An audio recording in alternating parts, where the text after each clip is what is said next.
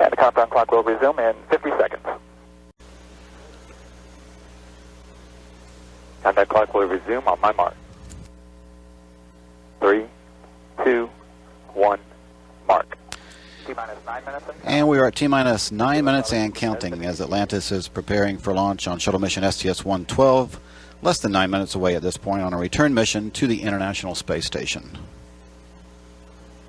The ground launch sequencer has been initiated. NASA Test Director Jeff Spaulding is about to call for the transmittal of stored pre-launch commands.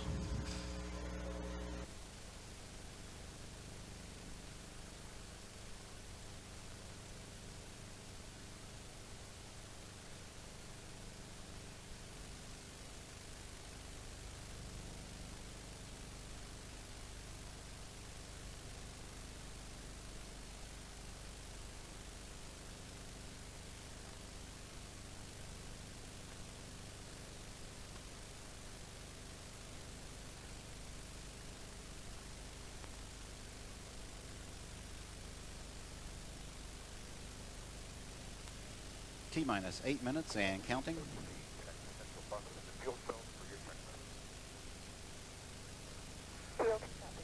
Pilot Pam Melroy is flipping the switches in the cockpit to directly connect the 3 fuel cells to the essential power buses.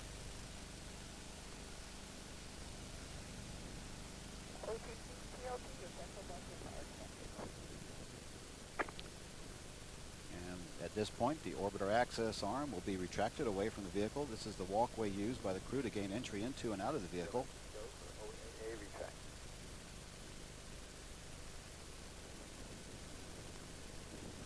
Atlantis OTC, Godspeed as you construct the framework to change ancient dreams into a reality among the stars. Thank you very much. That was a note from our OTC, Jerry Goodson.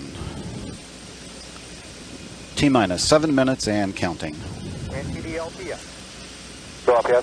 Second RF glitch. We'll be working 27 volume 5, section 121, section 27B, inhibiting redundant switch on GPCA, OI, and payload A. Okay, copy. ST, NTD, you concur with that? ST concurs. Okay, copy that. And GLS, please insert a hold at 5. GLS copies. And LPS, do you have a go to proceed? And work. NTD-ST, we don't...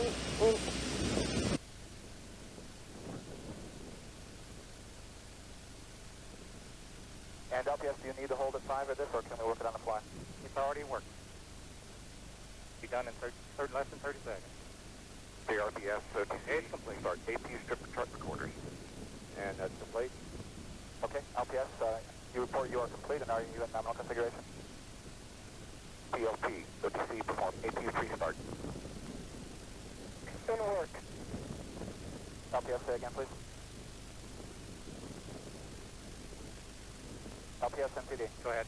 Yes, are you complete with your reconfiguration? We are complete. And your nominal configuration to go for launch? Affirmative. Okay, and ST, you concur? ST concurs. Okay, copy that, and launch director, NTD. NTD is launch director, you're clear to proceed. Okay, copy that. And GLS, we would like to remove the hold. GLS copies, that's complete. Okay, I copy that. And attention all personnel, we will continue to count at T-minus 5 minutes. We have resolved our issue.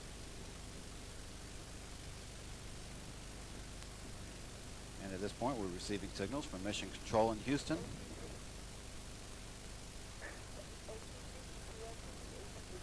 Is complete, and I have 3 gray talkbacks. Very good, copy.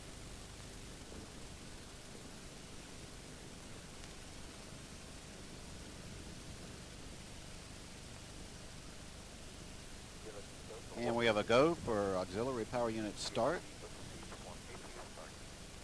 And the launch team has terminated liquid oxygen replenish to the external tank. Reconfigure heaters. T-minus 4 minutes and counting. A final test of the flight control surfaces will be conducted now. This is a program pattern of movements designed to verify the readiness for launch of the engines and other flight surfaces. Copy that.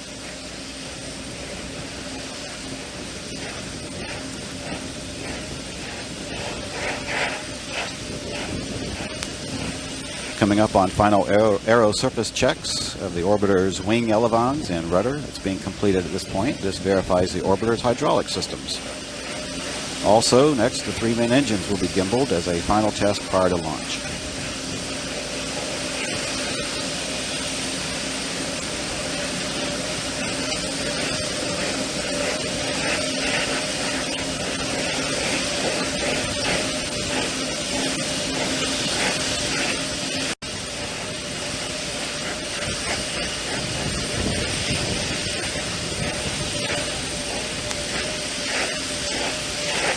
The next event will be the retraction of the gaseous oxygen vent hood as it's slowly retracted away from the top of the external tank. DLT copy, in work.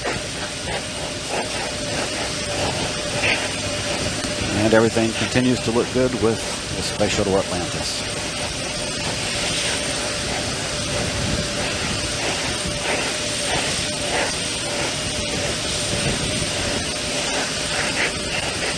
And we are at T-minus 2 minutes and counting. OTC, PLT, caution and warning, memory clear is complete. No unexpected messages. In Atlantis, OTC, close lock your visors, initiate O2 flow. Give us a step for ET, LHC pressurization. Atlantis, roger.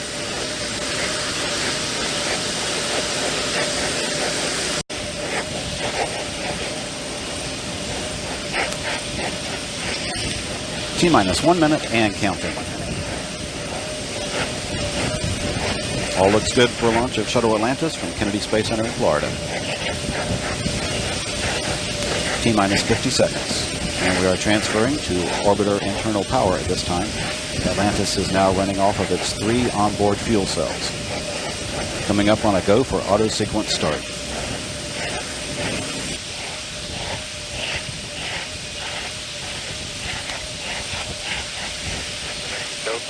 And we have a go for auto sequence start. Atlantis' onboard computers have primary control of all the vehicle's critical functions. T-minus 20 seconds and counting. 15 seconds. 13. 11. 9. 8. 7. 6. 5. We have both main engines start. 2. 1. Booster ignition and liftoff of the Space Shuttle Atlantis, building the station and our future in space. Houston now controlling the flight of Atlantis. Roger, roll, Atlantis. Atlantis into the roll, the external tank camera placing the shuttle in a heads-down wings level position for that 8.5-minute ride to orbit. The Florida Space Coast disappearing as Atlantis moves into the correct azimuth for orbit.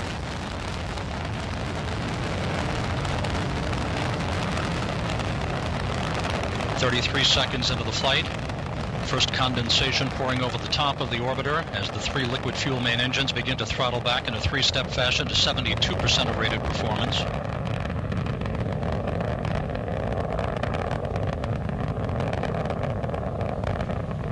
"49 seconds into the flight.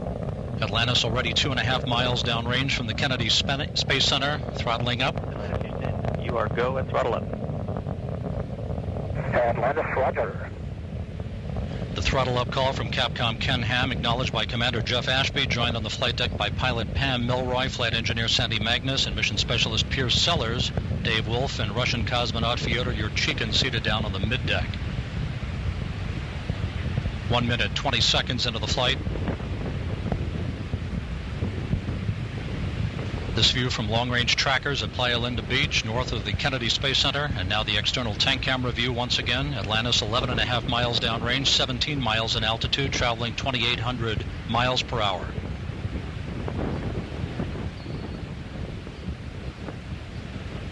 One minute, 45 seconds into the flight, about 20 seconds prior to solid rocket booster separation.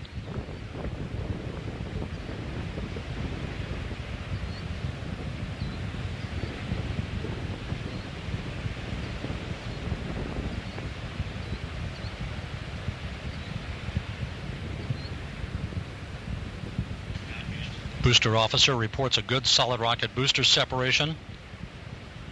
Guidance now converging. Atlantis' onboard computers commanding the main engine nozzles to gently swivel, aiming the shuttle for a precise target in space for main engine cutoff.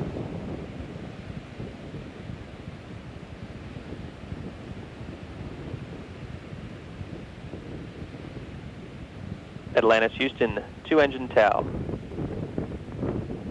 Atlantis, roger. That call from Capcom Ken Ham, acknowledged by Commander Jeff Ashby, indicating that if one engine should fail, Atlantis can make a transoceanic abort to Zaragoza, Spain. However, all 3 main engines continue to function normally. 2 minutes 50 seconds into the flight. Atlantis 72 miles downrange, 47 miles in altitude, traveling almost 4,500 miles an hour.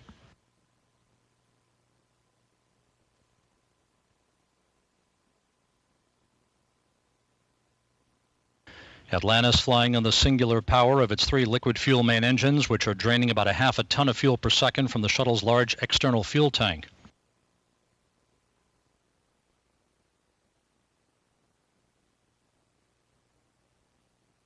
Three minutes, 30 seconds into the flight. Atlantis now 110 miles downrange, coming up on the point of negative return, where the shuttle will be too far downrange and too high in altitude to return to the launch site in the event of an engine failure.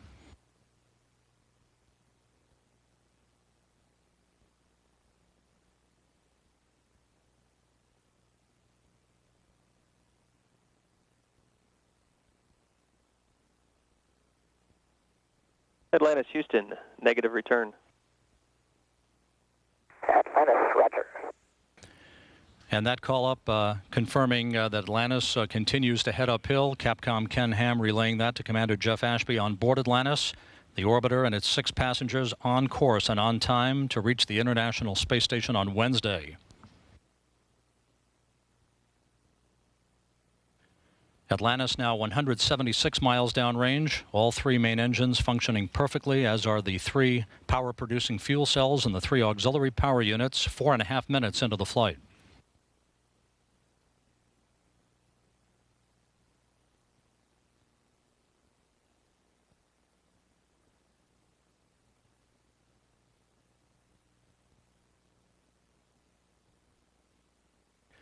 The external tank camera was smudged over by the propellant from the booster separation motors. We may not have a usable image for the remainder of the ascent. Press to ATO. Atlantis, roger. That call up from Capcom Ken Ham indicating that we can make minimal abort to orbit targets, minimal orbital insertion targets in the event of an engine failure. However, at the 5-minute, 12-second mark into the flight, all 3 main engines continue to function normally. We should be rolling to the heads-up position shortly, enabling Atlantis to gain more favorable communications with the tracking and data relay satellite system shortly.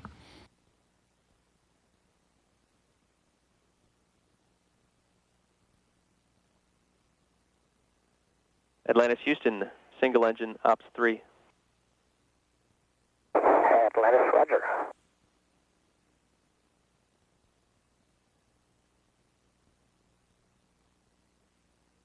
5 minutes, 50 seconds into the flight. Atlantis now 344 miles downrange from the Kennedy Space Center, almost 70 miles in altitude.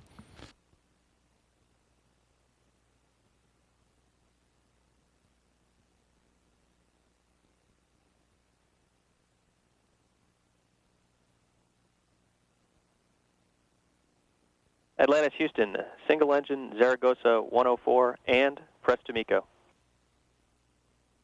Atlantis, copy. As Atlantis rolls to its heads-up position, that call from Capcom Ken Ham indicating that we can make normal main engine cutoff targets in the event of an engine failure. However, all 3 main engines continue to function normally. 2 minutes left in powered flight.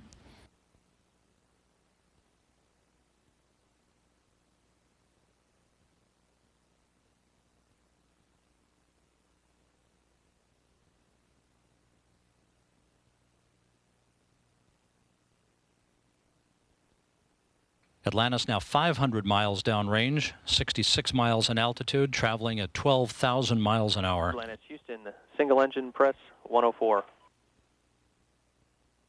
Atlantis, Atlantis, roger. That call from Capcom Ken Ham indicating that if 2 main engines should fail, we can still reach minimal orbital targets. However, all 3 main engines continue to function by the book at the 7-minute, 15-second mark into the flight.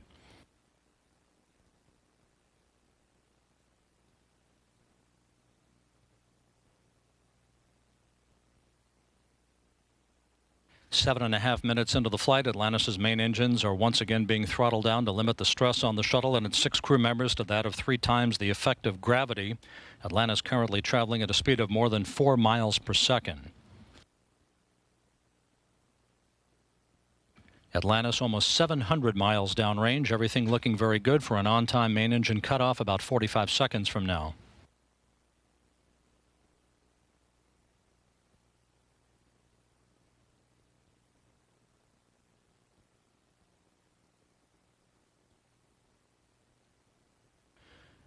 Eight minutes, 5 seconds into the flight of Atlantis, 780 miles downrange, standing by for main engine cutoff, which will be followed a few seconds later by the separation of the external fuel tank.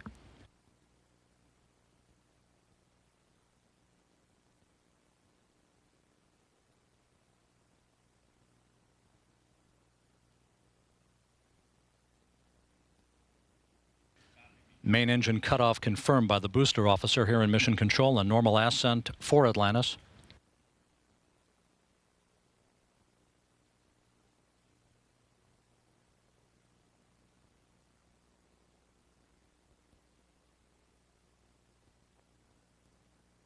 And the booster officer reports a nominal separation of the external tank. Atlantis now moving away from its tank. We saw a nominal MECO. Ohms 1 not required. We saw L4D fail off. No action.